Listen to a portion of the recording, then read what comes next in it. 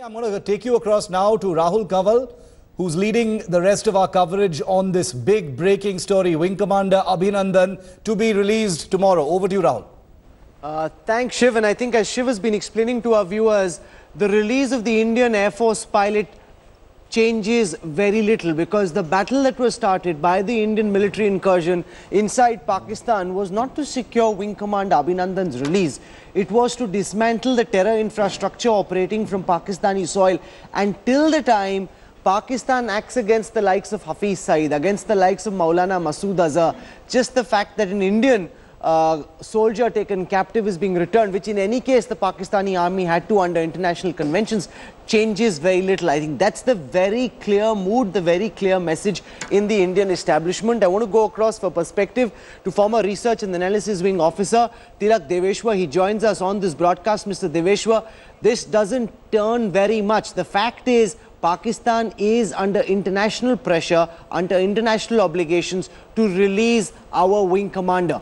You're seeing these live images right now of the Prime Minister speaking. The Prime Minister is at this moment, and this is the first time when the Prime Minister is speaking after this news came out. This is at Shanti Swarup Bhatnagar award ceremony. For a moment, let's just listen to what the Prime Minister is saying. विज्ञान दिवस पर आपको और पूरे वैज्ञानिक जगत को, विज्ञान के प्रत्येक विद्यार्थी को बहुत-बहुत शुभकामनाएं देता हूं। मेरी कामना है कि आप सभी रिसर्च एंड डेवलपमेंट से जुड़े अपने प्रयासों में सफल हो और इसका लाभ देश की जनता को मिल सके। आज शांति स्वरूप भटनागर पुरस्कार पाने वाले विजेताओं और उनके परिवारों को मैं बहुत-बहुत बधाई देता हूं। आपकी उपलब्धियों पर हमें गर्व है, हिंदुस्तान को गर्व है। We'll go to the Prime Minister as he says something about the current situation in India and Pakistan. Tilak Deveshwar, till then, let's just try and get a sense of what to make of the fact that Imran Khan has announced in his National Assembly that the Indian Air Force pilot will be freed. Mr. Deveshwar, your sense, your reading of the Pakistani mind, clearly a lot of international pressure being made to bear on Pakistan. Does this change anything, or do you believe this is only the side story and the real focus for India is on Maulana Masood Azhar, on Hafiz Saeed and the entire terror infrastructure that operates from Pakistan?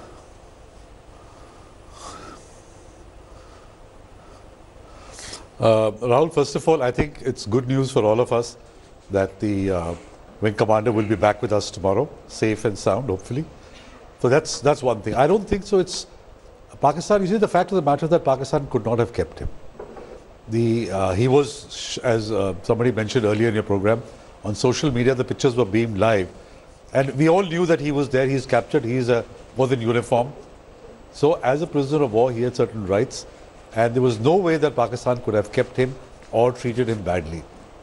And there was a lot of international pressure. If you recall, initially the statement of the Pakistan foreign minister were that we will release him if it helps to de-escalate the situation. You know, they were trying to have some kind of a bargain, use him as a bargaining chip.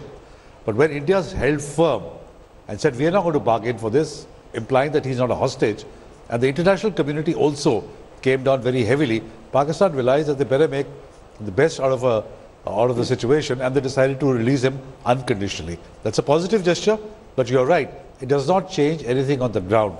The reason why there were airstrikes in Balakot in the first place, or the fact that the entire terrorist infrastructure continues to be intact in Pakistan, till such time as that is dismantled brick by brick, I don't see how India can feel satisfied, or the international community can feel reassured that Pakistan has changed its spots. I don't see that happening.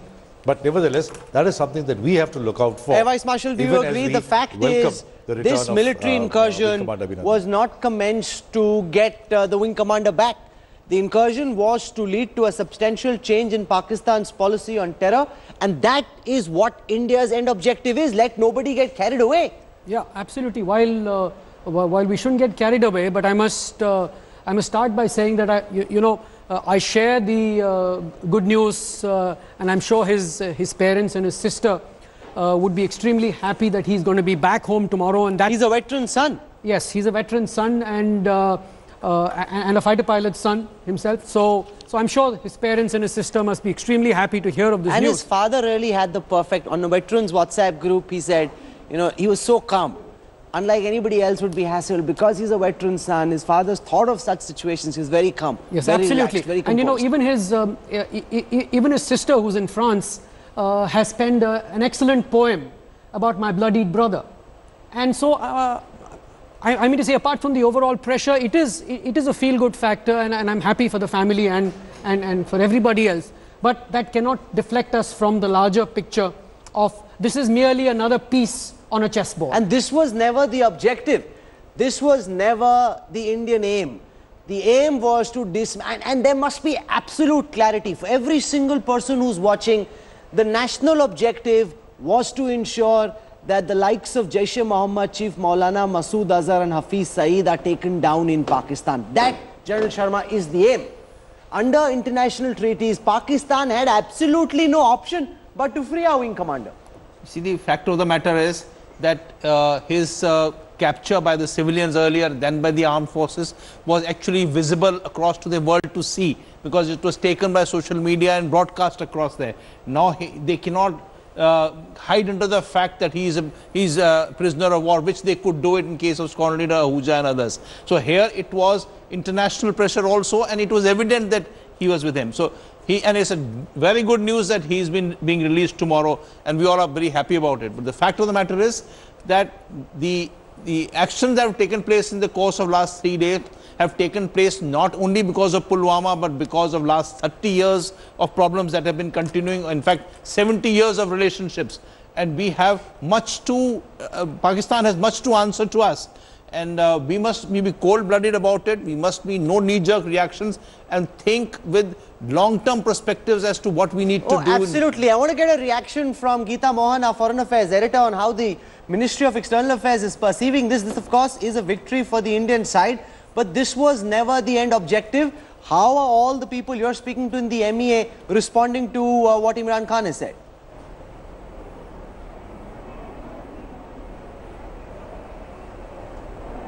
Well, Rahul, again, like Pakistan has always done it when it comes to these situations, it was an announcement made on the floor of the House. Earlier, there were media announcements made. No official communication has been made to India. So India is awaiting an official confirmation or communication to really give out a response, but certainly a welcome sign. The larger picture over here, Rahul, and we have been discussing, I was discussing this earlier with Shiv, is that Pakistan is trying to clean up its image, trying to get that elbow room in the international community, and is the reason why we see such prompt action by Pakistan. So while it's a welcome gesture, it also shows what Pakistan and where Pakistan is headed. There were very mature statements that came from the Pakistani side on this issue alone, and this issue where Imran Khan said, well, we have one of your pilots, how do we move from here? And then said, I tried to call Prime Minister Narendra Modi and I want to talk to him. Where do we move from here? So it is basically trying to build up a perception and an image, or else clean up its own image with the international community. But Shiv, this was never about the Indian Air Force's wing commander. This is about Maulana Masood Azhar. Pakistan trying to conflate multiple issues and saying, we've left your wing commander, now let's end this. In my very firm opinion, Rahul, this is Pakistan making a virtue out of something it had no real choice in. Like I've been saying since this story broke, it's one thing to appreciate the gesture, the fact that it's happened so soon, sure, and I think it must be appreciated. On the other hand, you know, whether you want to call it hard bargaining diplomatically or otherwise, the world was watching very, very closely. Pakistan could not have it both ways. They knew for a fact that this was not like any other case. They have a certain amount of maneuvering space as far as Kulbhushan Jadhav is concerned, because they've made an espionage charge against him. Here you have an Indian pilot who was shot down defending Indian airspace on the back of a Pakistani terror attack, on the back of a Pakistani air intrusion on Indian territory. And therefore they knew that whether it was the legalities that apply, whether it's the Geneva Convention, and whether it's any other protocols that apply as far as military personnel in each other's country, they did not have any maneuvering space or any elbow room to actually stretch this out and make this Wing Commander Abhinandan into some kind of bargaining asset or a pawn. So obviously, considering the perception battle right now, Imran Khan is going to try and milk this for all it's worth. It must be said that Pakistan in many ways has tried to capture the narrative of being magnanimous, of being generous, of being a messiah of peace in this case, but it should never for a moment distract from the genesis of this entire confrontation. It was the Pulwama terror attack. The Indian Air Force went inside Pakistan to bomb a Jaish-e-Mohammed facility, and that thread of this entire story remains completely unshaken at this time. What are all your sources telling you about this joint briefing of three services? For the first time, we're seeing senior officers from the Army, Navy, Air Force do this briefing. What's on the agenda there? Rahul, it was supposed to happen at 5 p.m. The venue was changed right after this story broke about the release of Wing Commander Abhinandan. The venue changed from inside the Ministry of Defence to outside the Ministry of Defence for some reason. Maybe they thought it would, look less stern and serious if they had it outdoors on the lawns of South Block. Now they've decided to postpone it by a couple of hours. It was supposed to be at 5 p.m. Now they're going to have it on the lawns of South Block. At 7 p.m. is when that briefing is going to happen. We understand that two Major General level officers, a Rear Admiral and a Major General and an Air Vice Marshal will be briefing the press at 7 p.m. on the lawns of South Block. And Rahul, obviously, I imagine the postponement was because they have had to update their messaging. There may have been a slightly more stern presentation about about the evidence that they have against Pakistan. Perhaps some pictures, perhaps some video footage. We've already got these pictures. But we've received, there's a shell from Pakistan with Pakistani markings, which will be presented at this briefing of the three services. A joint briefing this is going to be, and there are shells with Pakistani markings that have been received. These shells, Shiv, have been recovered from within Indian territory. This is the battle we're dealing with. Let there be no confusion, Air Vice Marshal, in anybody's mind that this is our real challenge. Of course, we're delighted that Abhinandan is coming back, but that's not what this war is about. Yeah, Rahul, I've always maintained that till we went in and hit the Balakot camps, we used to. Those are the images, sir. Yeah. With Pakistani markings, it's part of the briefing that will happen this evening at 7 p.m. Manjeet Negi has scooped this for us before that, and there are Pakistani markings on that shell.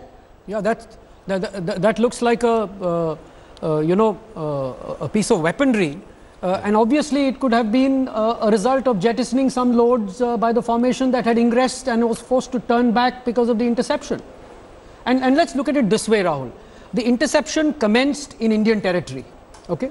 And it is actually foolhardy to imagine that the interception can end inside Indian territory. So obviously, in the process of the interception, the Indian MiG-21 has crossed the line of control, and I think that engagement has taken place. So it's perfectly legitimate. General Sharma, that's the first image that we're seeing on television now of a Pakistani shell being recovered from within Indian territory. That's the battle that we're dealing with. They came into our soil, they attacked our military assets. That's the problem we are dealing with. Absolutely. And they have dropped it. There are no terrorist camps out there, the areas that we are talking about, Naushera or Rajouri. If they are dropping a payload across into these areas, it's actually virtually targeting a military target here. Or they would be built up areas. This is all a very heavily developed area. So, dropping of shells is actually akin to declaration of war. And, we must take it in this manner that they have come and targeted our areas as a declaration of war. You believe this is a declaration of war?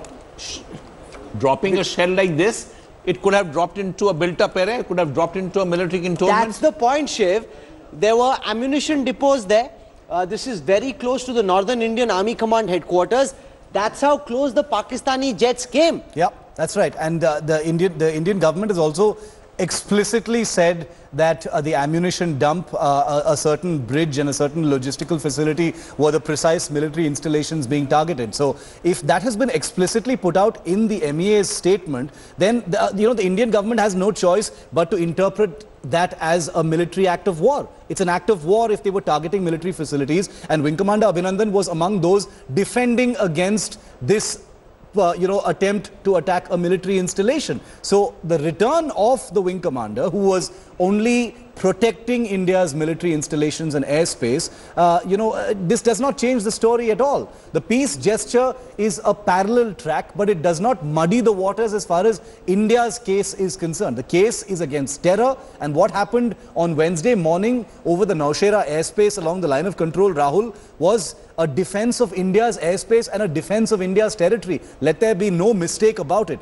If Pakistan has tried to project this as something that they needed to satisfy their domestic audience with, well, they've made a big mistake. They can't mix that with releasing Wing Commander that they had no choice. Sources in the Ministry of External Affairs telling us very clearly that Abhinandan is not something we're striking deals about. The demand for his release was completely unconditional, immediate. If Pakistan thinks they can use this as a bargaining chip, that will be disabused. That was the message, Geeta, right before this announcement from the Pakistani Prime Minister. India holding firm, saying Abhinandan was never a bargaining chip. Our aim, our objective is Hafiz Saeed, Jaish-e-Mohammed Chief Maulana Masood Azhar. That's what we need from you.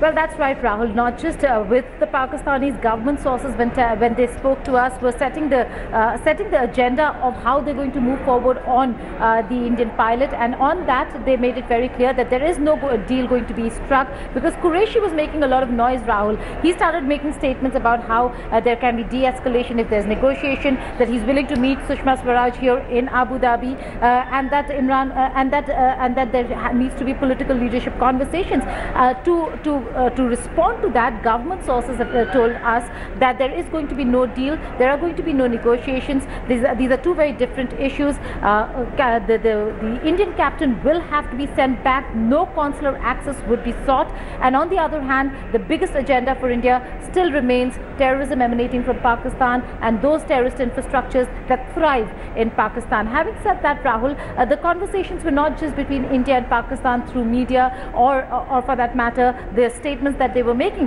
There were conversations with particular countries. The United States of America was having constant conversations at various levels with various officials at the topmost level in Pakistan and in India, and India very clearly conveyed to them also that there are no deals that India will strike with Pakistan.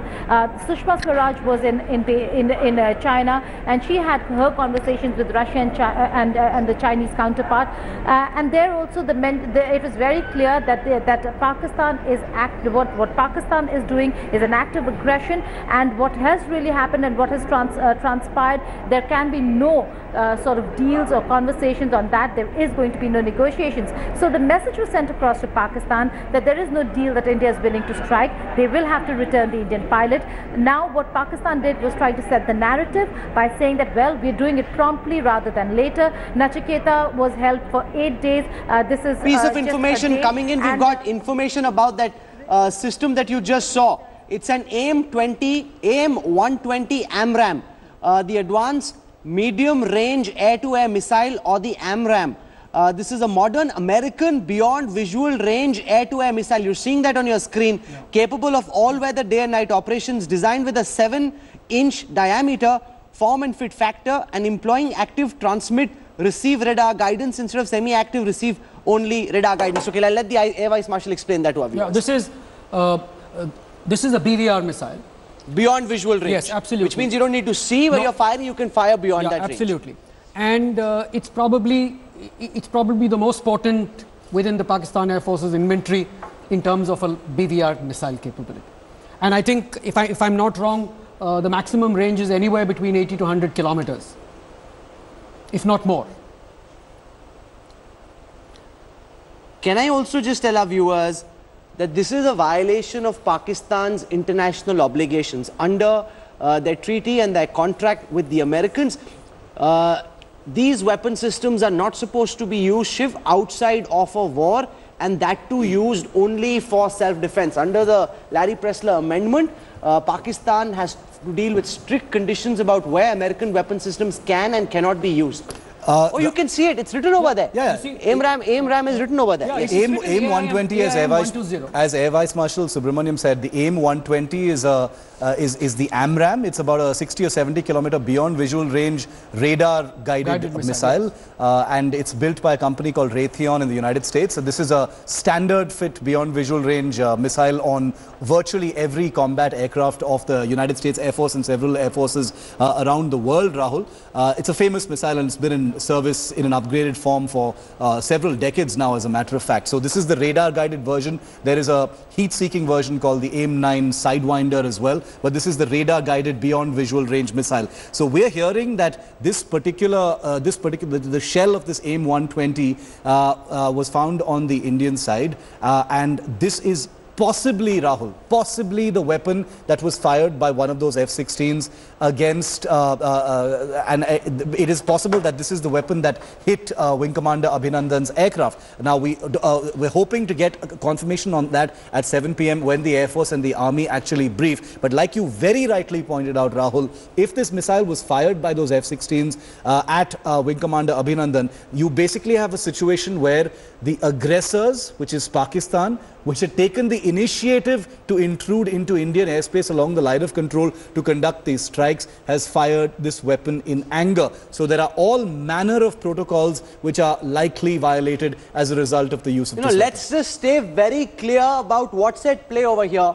Pakistan has no business using, according to treaties that they've signed with the United States, they have no business using American weapon systems. They're not even supposed to use the F-16 without seeking permission from America, and that also only under conditions of war. None of that has happened.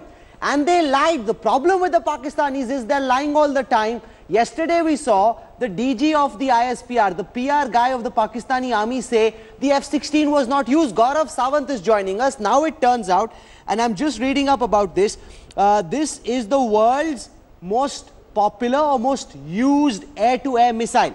It's the most used missile in the world. Gaurav Sawant, another lie of the Pakistani PR, completely lies exposed. They're using American weapon systems, they're using the F-16, and they lied to the world saying we didn't do it.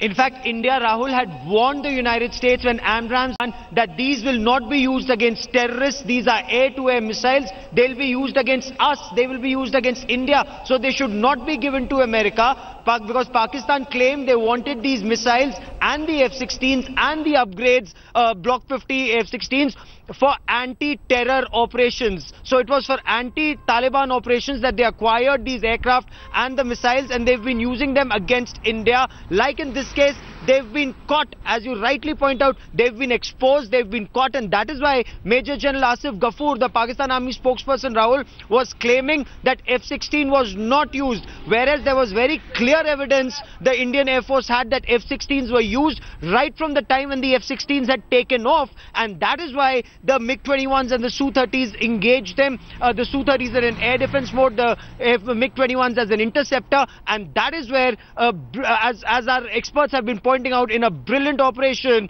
the wing commander, the fighter pilot, brought down the American F-16, or the Pakistan Air Force F-16, exposing Pakistan completely, violating every treaty with the United States of America. And that's the key aspect, General Sharma. This must not be forgotten. It's written over there. We received as an update from sources in the government. It's written over there. This is an American missile. They're not supposed to use this. They've used this in combat. They lied saying we didn't use F-16s. It came off an F-16. It's an air-to-air missile. You're absolutely right. And, you know, Pakistan has bought it, I think 500 of them some time ago. But the fact of the matter is that how does it land on ground? It's an air-to-air missile, which is, guided missile. And, you know, it landed on the ground means there's something lacking in their use of this missile. No, they've used it on one of our airplanes. It seems to have been a dogfight, air-to-air combat. They've used it on one of our fighter jets. There are two possibilities. One is it could have been fired at Abhinandan's aircraft, or it could have been fired at another target, missed, and hit the ground. which is a serious issue if it missed it like this, because it's a guided missile. Two possibilities. There's no surety. I'm saying we'll get to know once Abhinandan comes back whether he was hit it has an effective range, I'm told, of about 19 kilometers. 19 kilometers is the range of the missile that was used coming off an F-16 jet.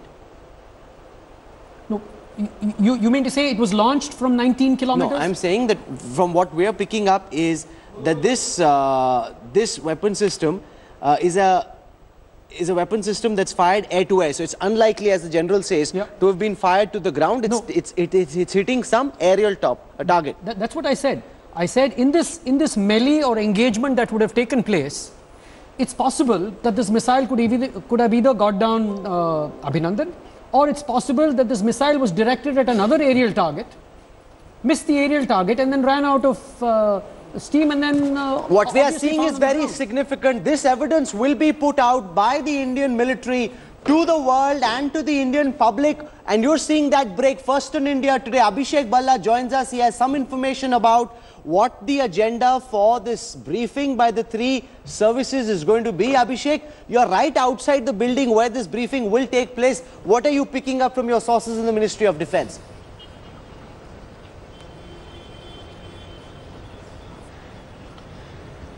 Well, Rahul, this briefing was supposed to be at 5, and at that point of time the agenda was to give out some details of the operations that have taken place over the last 48 hours, and also to give out some evidence of the Pakistanis perhaps using the F-16, which they have been not agreeing to, not accepting. But now this briefing has been postponed to 7 o'clock. We've been told that there have been certain developments that the Ministry of Defence and the Government of India is watching closely, and only after doing a proper scrutiny of these developments will they want to come out and make a comment. Okay, it's interesting that this evidence has been put out just at the time when, you know, there was a sense building that, oh, Pakistan has done a great thing. Make no mistake, they're under pressure and they're under duress, and they're doing this because we've got evidence of the kind that we have now put out on television.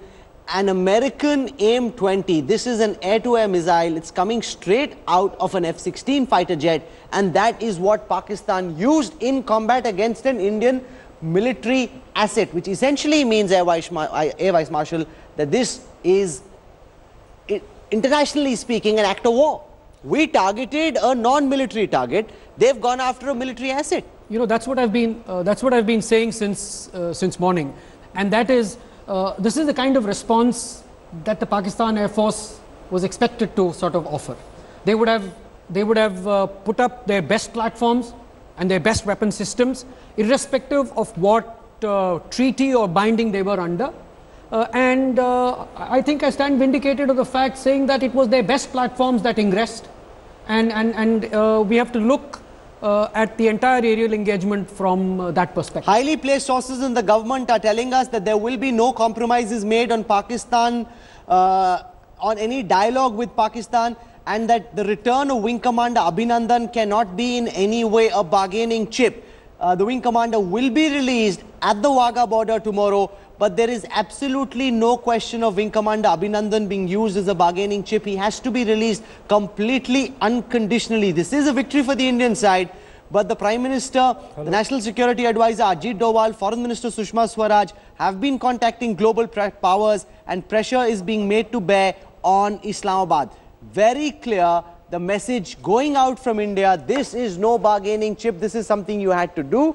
Abhijit Mitra joins us now. We're seeing the first picture on television of American missile weapon system being used by the Pakistani F-16. They lied yesterday, Abhijit, saying we never used the F-16. Well, why is that a surprise? They keep lying all the time. So, first, remember, they are under treaty obligation with America to not use this missile against us. And the problem with the American system, as we've seen with Israel's use of thermobaric weapons against certain Palestinian civilian populations, is their investigations are a joke. They just come, you make a case that this was self-defense. In this case, what they'll probably claim to the American investigators is that, oh, well, you know, this man, he crossed the border and he was on our side of the territory. So technically it was absolutely self-defense, which is what we'd claimed. And that's going to be their story. And I can predict right now they will be exonerated by an American investigation. The point, however, is what you made. That is the important point, that we targeted non-civilian, non-military terrorist targets in Pakistan, and they responded by a state-on-state action against us, which is fundamentally, that is the very definition of an act of war. What's your sense of what the three services will say in the briefing that they do this evening? I think what we're going to see this evening is, well, I can't crystal gaze, but I suspect from what I'm hearing on the news is that they're going to put out visuals of the shoot down, as well as I suspect also of the Adda taken out. Let's just show the viewers who are tuning in right now what Imran Khan said, making it seem as if this is some grand gesture, when the day prior to this, the Pakistani Air Force used American weapon systems which they're not supposed to in non-war times. And remember, when you use it, the obligation says you can only use it at war, which essentially means Pakistan is declaring war on India. That is the very clear message that goes out when Pakistan uses this weapon system. Now, that bogey being exposed because we've got visual evidence which is on your screen right now of an American weapon system being used. Listen to Pakistan's Prime Minister Imran Khan. Hindustan का pilot हमने पकड़ा हुआ है. हम as a piece gesture हम उसको कल रिहा करने लगे हैं हिंदुस्तान को वापस. हिंदुस्तान का पायलट हमने पकड़ा हुआ है. हम एज ए पीस जेस्टर हम उसको कल रिहा करने लगे हैं हिंदुस्तान को वापस.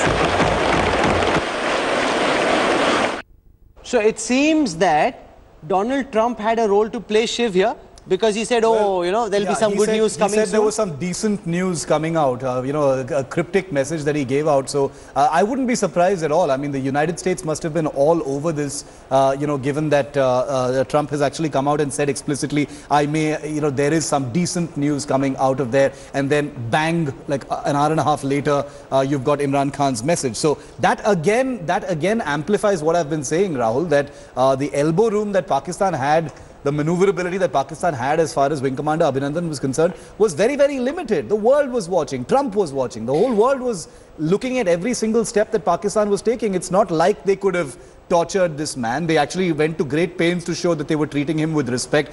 Not that they had a choice, they had to do it because, you know, like I said, all eyes were on Pakistan, the international community was on Pakistan, and Imran Khan is trying to increase the country's moral currency, as it were. So at this point of time, Trump has revealed that he knew what was going on. There is clearly the truth that international pressure has been brought to bear on Pakistan, and they've tried to make a respectable virtue out of doing something they had no choice in. Tilak Deveshwar, they're trying to make a virtue out of something they had absolutely no option about.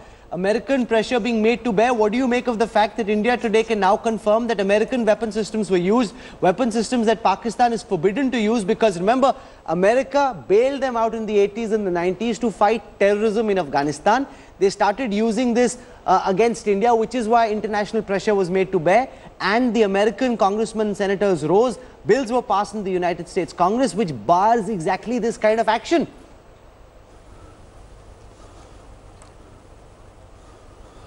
But you know, Rahul, I'm not surprised. This is what Pakistan does. This is what Pakistan has been doing for years. You know, it'll always deny. It'll do something and then deny it has not done it. That's what the DG ISPR said, that F-16s were not used. You know, I would be really interested, you know, if you can do some research, that is this weapon system only compatible with an F-16?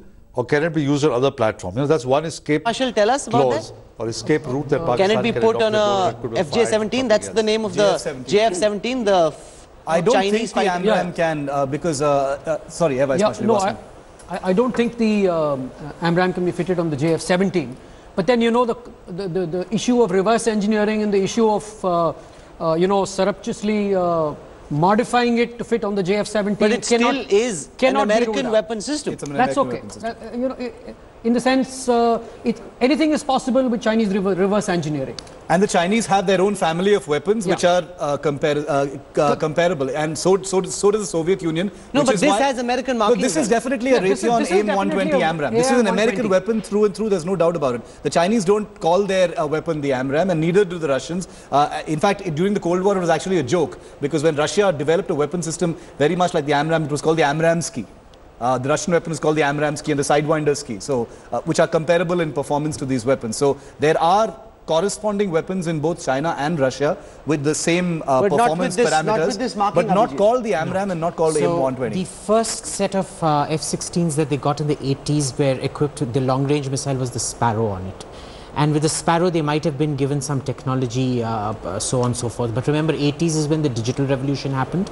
And the American software locks on compatibility of the AMRAAM with any other platform is very, very strict. Especially since Pakistan entered a contract with America in the 2000s to upgrade their entire F-16 fleet.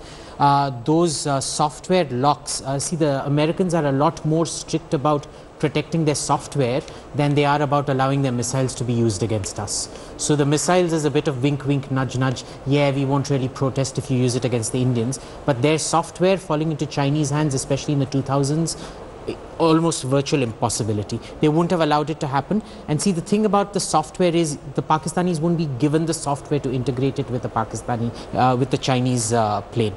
It would be fed into the missile and they would be given the missile, and it has a log on how many times it gets mated with a plane and demated with the plane. So there are very strict checks and balances. So it could have only come from an F-16. Can there be jugaad? Can there be retrofitting? You stick a American this missile particular on a model, for example, this particular model, the 120C5 is, remember, this has gone through iterations C1 through C5.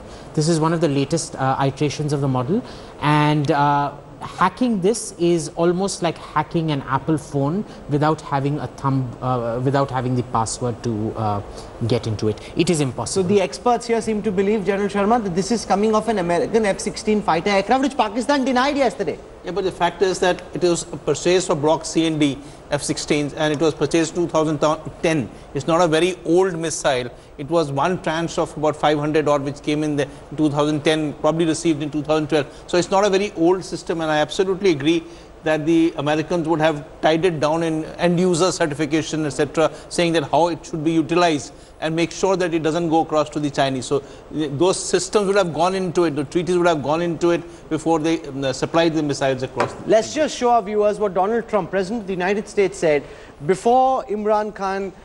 He made it very clear that good news was coming. This is the American president speaking in Vietnam. We have, I think, reasonably attractive news from Pakistan and India. They've been going at it, and we've been involved in trying to have them stop. And we have some reasonably decent news. I think, hopefully, that's going to be coming to an end. It's been going on for a long time, decades and decades. There's a lot of dislike, unfortunately. So we've been in the middle trying to help them both out, see if we can get some organization and some peace, and I think probably that's going to be happening. But, you know, as always, Donald Trump is all mixed up, Shiv. He says it's been going on for 30 years, and he thinks because he's helped get Abhinandan back, that's the end of the problem. It's not Mr. Trump, I'm afraid. Yeah, he's sounding overly optimistic. I think this is like a kind of shoot and scoot diplomacy here. He thinks I've done it. Probably, he can take credit for it. Taking credit for it. And also that typical Trump patronizing attitude, saying, we've got some, we're going to try to see if we can help them out a bit. These guys far away who've been fighting all these years, and we have to go there and sort out that mess once again in the name of global security. So I wouldn't read too much into that. What I would say for sure, and I think Abhijit would agree, is that obviously the international community was watching, and what Trump has just said is very indicative of what has finally been announced by Imran Khan today. If Trump sitting in Vietnam has said, we're going to hear some attractive news, and I don't know why you use that word, some attractive news very soon, then he obviously knew what was happening. Whatever pressure needed to be brought to bear on Pakistan had been brought to bear. So clearly the international community, certainly the Trump administration, knew what was going on. The attractive news, he must be more worried about the Mike Cohen, the hearings going on in the Senate. So that must be more of a worry. So the word attractive is meant there back home. But let there be no dispute. And I want to play out that comment, and this is very critical. Listen to it very carefully. We're rewinding the tape from the press conference of Asif Ghafoor, the Director General of the PR wing of the Pakistani Army. PSYOPs and propaganda is their specialization. Listen to him as he says no F-16 was used, no American weapon systems was used. Now we've got visual evidence to suggest that that is an absolute, utter, complete lie. Here it is. उन्होंने कहा कि पाकिस्तान का एक F-16 उन्होंने भी गिराया है। पहली बात तो ये कि पाकिस्तान ने इस तमाम जो एक्शन था उसमें F-16 इस्तेमाल नहीं किया और ऐसी कोई खबर नहीं है कि पाकिस्तान का कोई जहाज़ गिरा हो। उन्होंने कहा कि पाकिस्तान का एक F-16 उन्होंने भी गिराया है। पहली बात तो ये कि पाकिस्तान ने इस तमाम जो एक्शन था उसमें F-16 इस्तेमाल नहीं किया और ऐसी कोई खबर नहीं है कि पाकिस्तान का कोई जहाज़ गिरा हो। This guy has to be one of the biggest liars on the subcontinent, possibly even the whole wide world at this time. Shiv, he says we didn't use, हमने use ही नहीं किया F-16. Now where did this come from? The leading element of that particular package, and Rahul, I also wanted to just mention that the entire package that is said to have come in was a large number. Now I exactly don't know the number, but the sources tell me that there were as many as 20 aircraft that were there in that entire package. And I would reckon that the leading element of that package would have been F-16. They couldn't have been anything else. They couldn't have been anything else in the sweep role, you know, in the sense ahead of the strike package, you always have a sweep. You have an element of a fighter sweep. What does the sweep do? The sweep sanitizes the airspace in front of you and tries to sort of engage any kind of threats that are coming up to protect the strike package. And is especially kitted out for the air-to-air role. Yes. So who would have been part of the strike package in this? The strike package would have been a combination of probably of F-16s and JF-17s, but the sweep package by any yardstick would have been the F-16. So you're saying Ghafoor is lying? Absolutely. And now we've got evidence. You know, because you've got... No, because this missile can't be armed on any other plane except the F-16, Rahul. It can't, I mean, like Air Vice Marshal Subramaniam said, that missile can't be on any other aircraft. No, but armies are expected to be professional. They're expected to play fair. If there's a casualty, you accept that there's a casualty. If you do something, you take full responsibility. Pakistani army is congenital liars. That ship has sailed, I think, after what happened yesterday with the MiGs pilots, and then, sorry, oops, it's actually just one pilot. Yeah, and that's crucial as well. I'm going to pull that out in just a moment. First, he says there are two pilots. He names the hospital where the second pilot is. He says one is in our custody. The second is at CMH, Central Military Hospital in Rawalpindi. And then he says, oh, that wasn't the Indian pilot, that was our own guy. We got our own guy down, Abhijit. Oops. And one of the statements he very interestingly made, he says that it was not retaliation in the true sense, but an action to show that we can retaliate. If this was not a retaliation, then what was retaliation? So when he makes very funny statements as in a uniformed officer. But there was a very good rationale for them to be bringing in the F-16s. Now, if you remember, in the Mirage, in the previous Mirage versus F-16 duels we've seen, which has basically been Greek Mirages against Turkish F-16s, the Mirages have every single time they've brought down the F-16s. This has happened twice over the Aegean Sea. Every single time the Mirages have shot down the F-16s. So they would have been careful, thinking in this particular area there are going to be Mirages. We need to be careful. We can't afford losses. But of course, the important thing is when you bring in such a big strike package... No, but is it possible that they would have known when the F-16s were on a combat air patrol? Because there were different squadrons that were on air patrol at different points in time that we know. They knew when the Sukhoi 30 MKIs were up in the sky. They knew when the MiG-29s were up in the sky. They said, abhi panga lenge to gir jayenge. Let's go in when the MiG-21s... No, it doesn't work that way. It doesn't work that way, Rahul. The thing is, when such a large package is painted on a radar and an interception commences, there would be multiple pairs of interceptors being vectored onto this large package. Okay, and these interceptors are being vectored at different points in time and space. And as it turned out to be, the closest aircraft to that package... Just by chance? Just by... They couldn't have known it, or they could have known it? I would speculate it's by chance.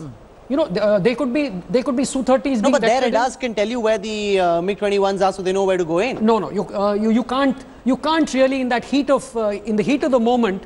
You cannot look at your scope and be absolutely certain that look, that blip is a MiG-21, that blip is a Sukhoi 30, that blip is a Mirage 2000. It's not possible in those split seconds and in the heat of the moment. You just know that there is somebody coming at you.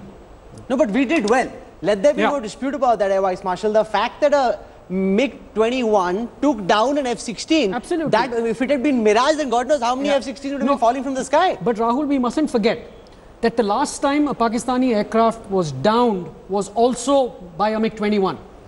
The Atlantic over the Kutch was downed by a MiG-21 Biz. firing an R-60 missile. And this time it was Which an year F-16. was that? That was just a couple of months after Kargil, I think in August 1999, if I'm not wrong. And there was this Atlantic aircraft that ingressed, and Squadron Leader Bundela... Just after Kargil. Yeah, just after Kargil. Squadron Leader Bundela fired his R-60 missile and got the Atlantic down. And the fact that we are flying the same aircraft 20 years later is it's upgraded. It's an upgraded version. The same airframe as the BIS, but an upgraded version. And this time around it was Wing Commander Abhinandan with an R-73. Who brought down an F-16. I think the that's deja vu. Big story here is the fact that when you have such a big attack package, Imran Khan said in the morning, we just sent it let marne, you know, to drop bombs on grass and stones and woods in the... Aise koi nahi karta hai. Exactly. You don't assemble such a big package to attack. It was clearly aimed at a military target. And the fact that a fewer number of planes, especially older planes, well upgraded, but still older MiG-21s, were able to hold their own, prevent that attack on the brigade headquarters there, push them back, shoot down F-16. Now remember, the Atlantic was a big, not very maneuverable plane. This one is a highly maneuverable plane. This is what I told you in the morning. It's like a 1960s Volkswagen Beetle taking on a 2000s Ferrari and still managing to, you know, those Herbie goes to whatever Monaco and so on series. This is literally like that playing out in real life, right? It's a fantastic thing that about 8 to 9 of our planes stopped 20 to 24 advanced Pakistani fighters. The best they had. The best they had. Versus the worst we had. Versus the oldest we had. Well, the oldest we had. Let's not call it, because it is a good plane. And stopped them, shot some, at least one of them down, and pushed them back. I mean, that is the fundamental definition of fighting against the odds. So all up, very good. I mean, just listen to another comment I've pulled out from the press conference of the Pakistani PR general, who talks about how there are 2 planes down, and later in the evening realizes, oh, the second plane that went down wasn't an Indian Air Force jet. We'll talk about that in a moment. Listen to what Ghafoor said. जब Pakistan air force ने ये target ले लिए, तो उसके बाद Indian air force के 2 जहाज एक बार फिर लाइन ऑफ कंट्रोल की खिलाफ वर्जी करके पाकिस्तान की हदूद में दाखिल हुए। पाकिस्तान एयर फोर्स तैयार थी, उन्होंने उसको टेक ऑन किया, आपस में एंगेजमेंट हुई, जिसके नतीजे में दोनों भारतीय जहाज जो थे वो शूट डाउन हुए। उनमें से एक का रैकेज हमारी साइड पे गिरा, जबकि दूसरे का रैकेज उनकी साइड पे गिरा। इसके अलावा भी इंडिया के एक जहाज के गिरने की इतला है जो थोड़ा अंदर है, लेकिन वो हमारी उसके साथ एंगेजमेंट नहीं हुई। 2 पायलट्स ज़मीन पे जो हमारी फोर्सेस मौजूद थी, उन्होंने उनको अपनी अरेस्ट में लिया, और जैसे उनके साथ एक महज़ब मुल्क सलूक करता है उसके मुताबिक उनके साथ सलूक किया। एक उनमें से ज़ख्मी थे, उनको हमने CMH मुंतकिल कर दिया है, इंशाल्लाह उनका पूरा ख्याल रखा जाएगा, जबकि दूसरे जो हैं वो हमारे पास हैं। The CMH in Rawalpindi, Command Military Hospital. I'm really wondering, Shiv, how that pilot is doing over there. The one who came down, and we hope he's safe. He's, after all, a combatant as well. We hope he's safe, but he's a Pakistani pilot. Make no mistake. Soldiers and air warriors just doing their jobs, taking orders from the politicians and the generals. We wish everyone well. We hope that he's doing okay. But we haven't heard anything about him. You know, he has ceased to exist in the last 18 hours. They didn't even admit that the plane went down. We don't know what his name is. We've got these tweets coming out from verified Pakistani handles with pictures of some F-16 pilot saying thank you and congratulations and welcome home and stuff. And there are Pakistani journalists who are correcting those tweets saying, but this guy is not an F-16 pilot. This guy is actually a JF-17 pilot. So what are you talking about? Are we admitting that he's an F-16 pilot? Stuff like that. But whoever the guy is in hospital, and I sincerely hope he's doing well and on the mend, because he is, after all, just a combat pilot taking orders. You know, he has, nobody knows where he is. Nobody knows what his name is. Like you said, after the Major General, the DG of the ISPR, announced in that press conference that one of them is recovering in hospital, some TV journalists even reported to that hospital. There's information that some of them actually reached there trying to get more information about who this, second Indian pilot is. And no, we hope he's doing well. We're not warmongers in the least. No doubt very much he's doing well, because the first thing that they would have done was to ask him his basic details. And clearly the fact that, and those details would have been conveyed to DG ISPR almost instantaneously. The fact that they still didn't realize... No, they won't try to keep it secret if they didn't realize it was one of their own. Because if you actually look at the visuals doing the rounds right now, which we've seen, is a big explosion happening in the sky. Now, if you look at the wreckage of the Indian MiG-21, it's over a very short area, relatively short area. So it seems to have come in to land from a very low trajectory. So more like so it's come in to land and then broken up on impact on the ground. Whereas this one is a very high altitude explosion happening, which means the debris would be scattered over a very wide area. I doubt very much that pilot could have survived that in very good condition, because it seems that that plane exploded into little bits. Now, the very fact that they couldn't identify him either by his, and I really suspect that that is the pilot of the Pakistani F-16 that Wing Commander Abhinandan shot down, it suggests a lot of things. First, he was not conscious to give his name, number, so on and so forth. So the Pakistanis had no idea, they thought he was Indian. Secondly, it could also mean he was very badly charred, because the uniform is an identity device.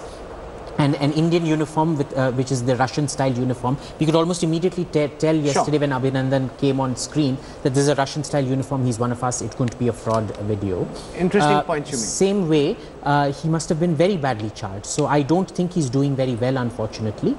But that second plane shoot down, they pretty much admitted for all effects and purposes that it's one of their own planes that they... Okay, we take a quick break. Very interesting points from Abhijit there. The level of expertise and the kind of insights you're getting are not available anywhere else. Of that you can be absolutely certain. Thanks for watching the video. For more such news and updates, please like, share and subscribe to India Today. Also check out our other great videos from our channel. We know you would love to.